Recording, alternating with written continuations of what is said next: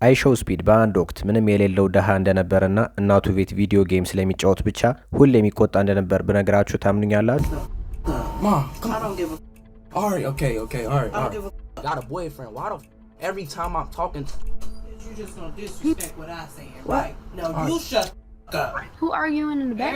በእውነት ነው የምላችሁ። ዛሬ ብዙ ሰዎች ስፒድን ሲያዩት በጉልበት የተሞላ እብድ የሚመስልና በክርስቲያኖ ሮናልዶ ፍቅር ያበደ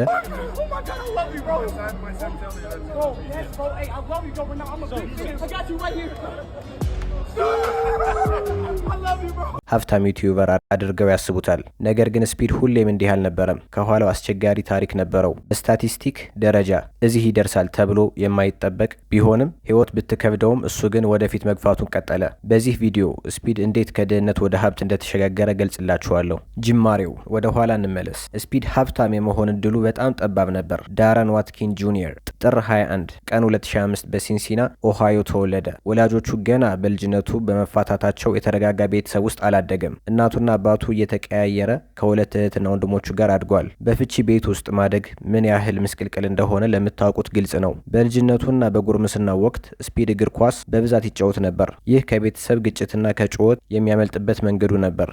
ዩቲዩበር ባይሆን ኖሮ እግር ኳስ ተጫዋች እንደሚሆን ይናገራል። Where do you think you would be without the fame? I don't know. I'll probably still be playing football. I'll be playing football. You was about to say something, but okay. What I was about to say? You was about to say I was in high school playing football. ነገር ግን የፈጣሪ እቅድ ሌላ ነበር። ስፒድ እግር ኳስን ትቶ የዩቲዩበር የመሆን መንገድ መረጠ። ቻናሉን የከፈተው እንደ አውሮፓውያን አቆጣጠር በመጋቢት 2016 ነበር። የመጀመሪያውን ቪዲዮ እስከ ታህሳስ 2017 አለቀቀም ነበር። በ2018 የቀጥታ ስርጭት ስትሪሚንግ በተለይም የፎርትናይት ጌም መሞከር ጀመረ። ነገር ግን ያኔ ውድድሩ ከፍተኛ ስለነበር ብዙ ተመልካች አላገኘም። ተስፋ ቆርጦ ዩቲዩብን ለጥቂት ጊዜ ትቶት ነበር። በ2020 የኮቪድ ወረርሽኝ ወቅት ነበር። አንድ ጓደኛው በድጋሚ እንዲጀምር መከረው። ያ በህይወቱ የወሰነው ምርጥ ውሳኔ ነበር።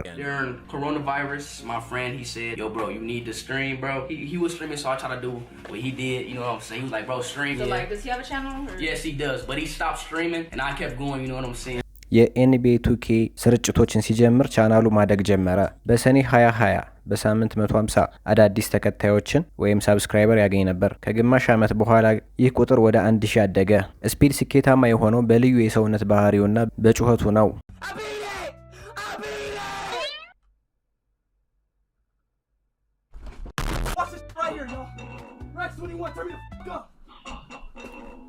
ዩቲዩብ ተመልካቾች በገጹ ላይ ረጅም ጊዜ እንዲቆዩ ይፈልጋል። ስፒድ ደግሞ ሰዎችን ለማስቆየት የሚያስቅና የሚያስደንቅ ባህሪ ነበረው። በተለይም እንደ ውሻ መጮሁ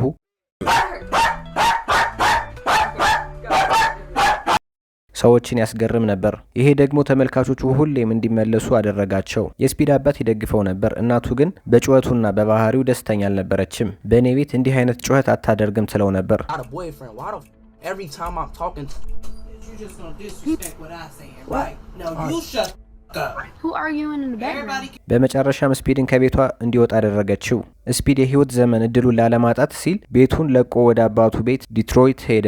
አባቱ ሙሉ በሙሉ ይደግፈው ነበር። ስፒድ ከአይዴን ሮዝ ጋር መስራት ሲጀምር ዝናው በከፍተኛ ሁኔታ ጨመረ።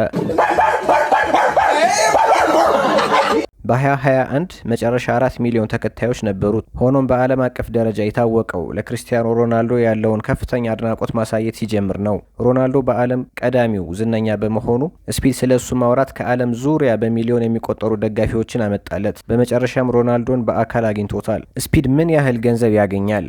የዩቲዩብ ማስታወቂያ አድ ሬቬኒው ከሁሉም ቻናሎቹ በድምሩ 7.6 ቢሊዮን እይታዎች አሉት። ከዚህ ውስጥ ብቻ ታክስ ሳይቀነስ 21 ሚሊዮን ዶላር አግኝቷል። ዩቲዩብ ድርሻውን ሲወስድ 11.5 ሚሊዮን ዶላር ለስፒድ ይተርፋል። የቀጥታ ስርጭት ልገሳ ዶኔሽን በአማካኝ በአንድ ስርጭት ስትሪም ከ50,000 እስከ 70,000 ዶላር ያገኛል። በአመት ከ7.5 እስከ 13.4 ሚሊዮን ዶላር ከልገሳ ብቻ ያገኛል። የቻናል አባልነት ሜምበርሺፕ በወር ወደ 38,500 ዶላር በአባልነት ክፍያ ያገኛል።